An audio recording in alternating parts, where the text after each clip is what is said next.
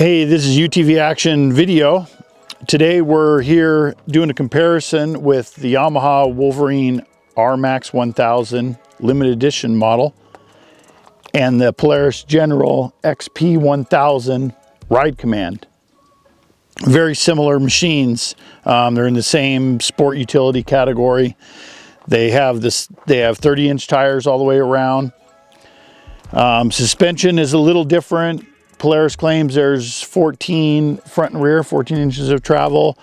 Yamaha has a little bit over 14 in the front, a little under 17 in the rear. Both have dumping beds, both have a GPS system. These are the two-seat models, obviously, 1000cc engines with CVTs.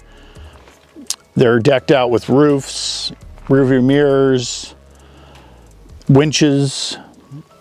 And today we're going to take them to the locally famous Miller Jeep Trail and see how they do, see how they perform, and give you some opinion down the road in a future issue of UTV Action.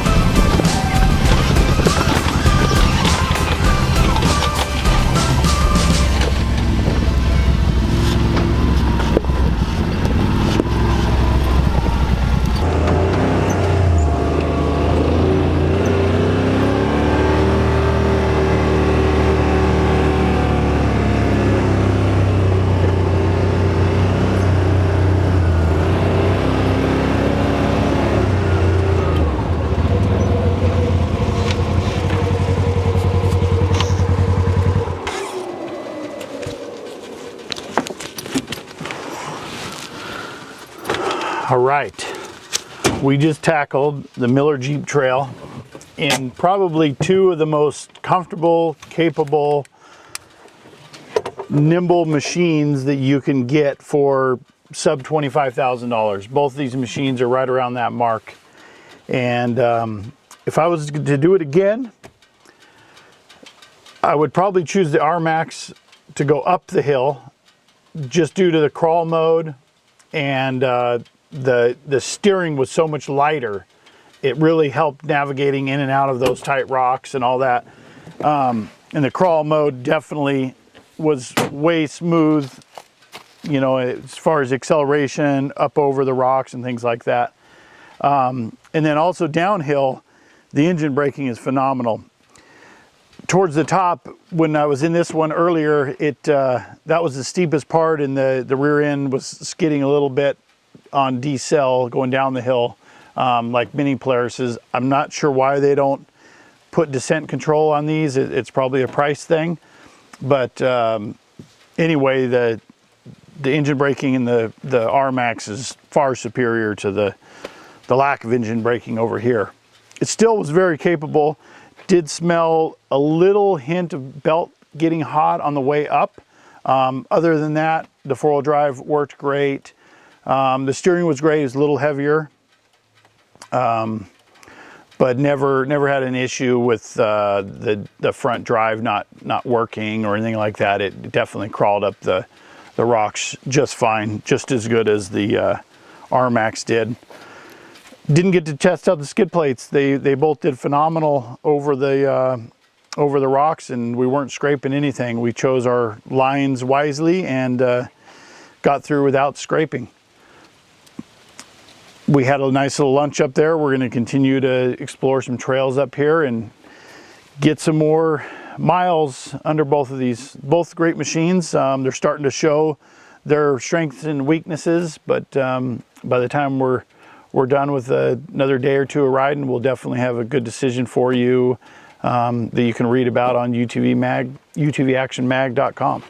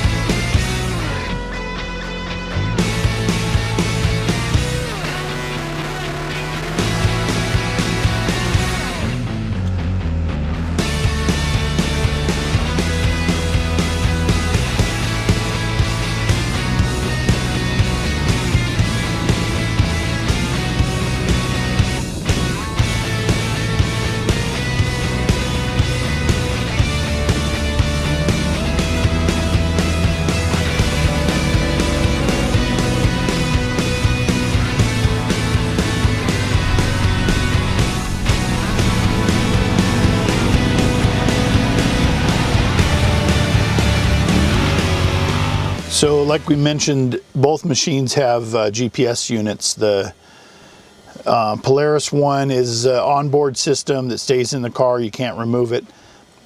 We do like it a lot. You can read it real well, even in bright light.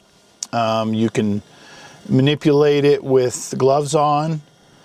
There's all kinds of trails in there. We use it to scout trails and you know, find new places to ride. We just went up and around a big fire tower outlook that we found on the map, and then you zoom out, you can see where we've gone today. All this red overlay has gone over some of the trails that were already in here. Really like this system. another good benefit of it is if you have another car with Ride Command in it, whether it's a Razor or anything, you can link up to that car and you'll be able to see that car as a little dot on your screen, so you guys can stretch out and stay out of the dust. We really like it for that feature. There's music, FM, or you can Bluetooth some other stuff to it, or AM too, I'm sure. AM, weather band, other things like that. But then the normal outputs are there if you want to check out your water temp or speed or trip meters, which direction you're headed. You can sync up your phone as well. But the Ride Command system in a whole, we really like it. You can import some trails or export trails that you've done. Oh yeah, and then it does have cameras. This car has front and rear cameras, so especially when we were rock crawling earlier, we used them definitely for backing up. You can use it for going forward too if you were dropping over a ledge or something. Really nice touch, really nice feature of any Polaris is the Ride Command system.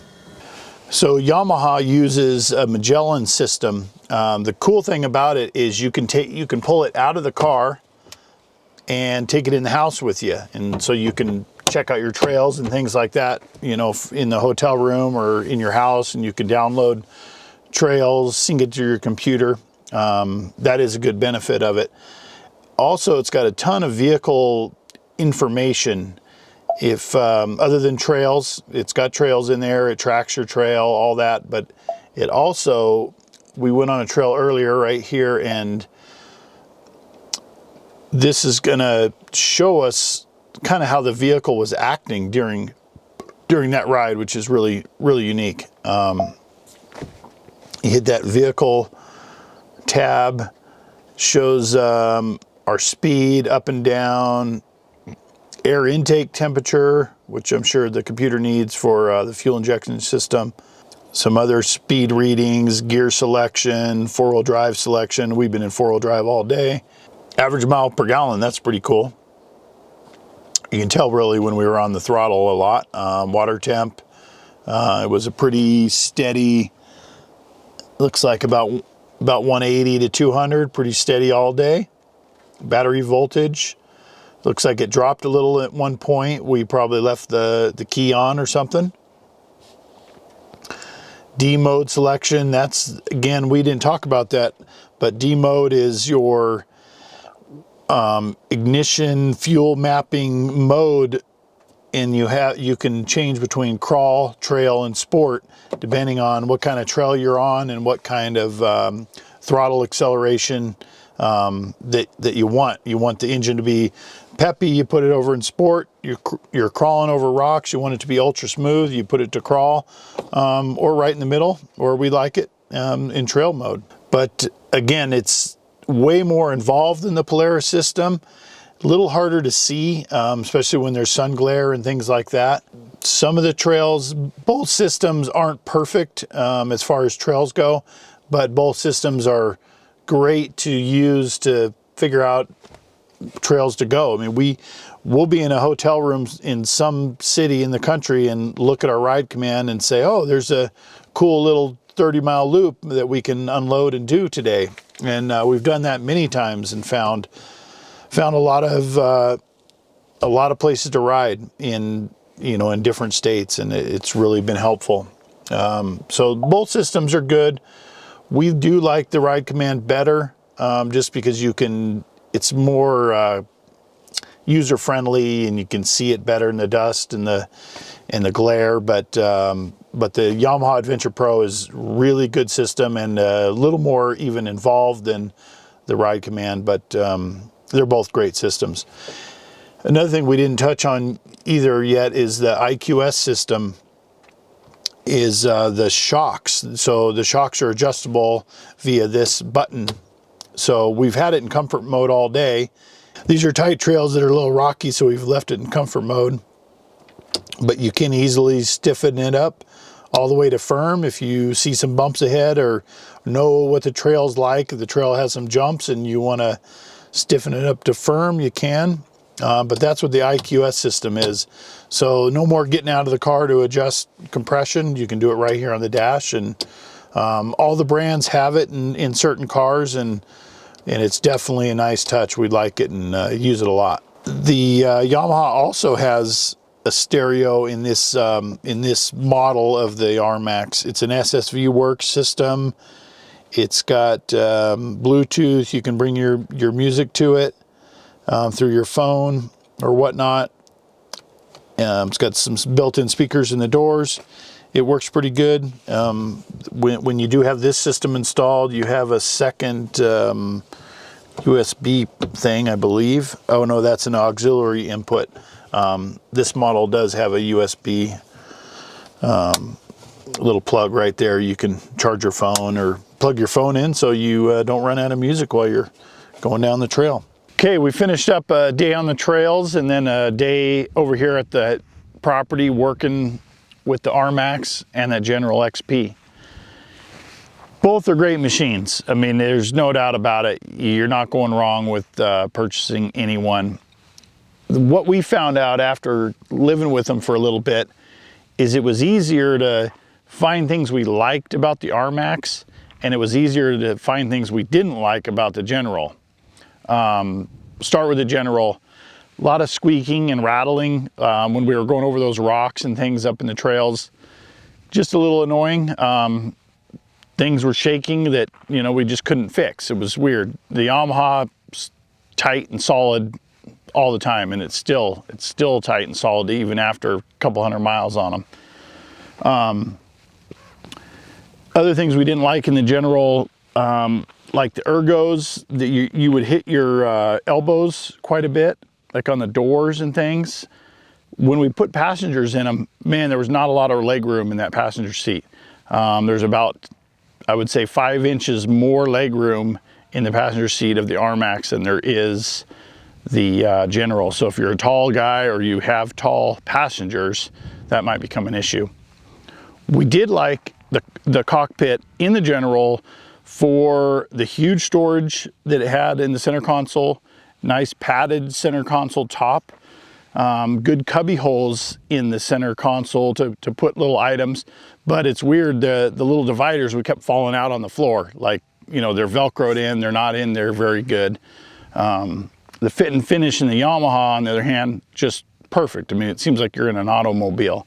No rattles, no scratch, you know, no clunking around, which was great. You could see out of that one a little bit better, especially over the door. We really got used to using that power mode. We could change from crawl to sport and so on. And with all the different type of terrain that we drove in, definitely came in handy, as did the adjustable shocks on the RMAX. You know, you usually use the middle setting most of the time, but you know, if you're feeling a little spirited and want to really hammer the bumps, it was nice to be able to put it in firm. If it was a slow rocky trail, it was nice to put it in comfort. That was really cool. Other than that, the shocks were pretty equal on both. In the rough stuff, if you were really hammering it, they both did perform about the same. Engine braking, engine performance, and all that was excellent on the RMAX, both going up and downhill. That was another thing to mention, that the downhill engine braking is just not very good in the General. Unfortunately, the back end seems to lock up when you're going slow down hills, and it kind of wants to move you side to side, and that's not very comforting. Whereas the RMAX was really planted in all conditions. So like I said, they're both great machines, but it was just really, it was a lot easier to find things we liked and a reason to stick with the RMAX over the General. But don't get me wrong, the General is fun, it works great. Just has a couple little quirks that hopefully Polaris will work on and make it a great machine, or a better machine. It's already a great machine, but it could be made a little bit better. And so if you want to read our full shootout, it's going to be on utvactionmag.com, And then if you follow on our social media, we'll let you know when the article is going to be out in the magazine. Thanks.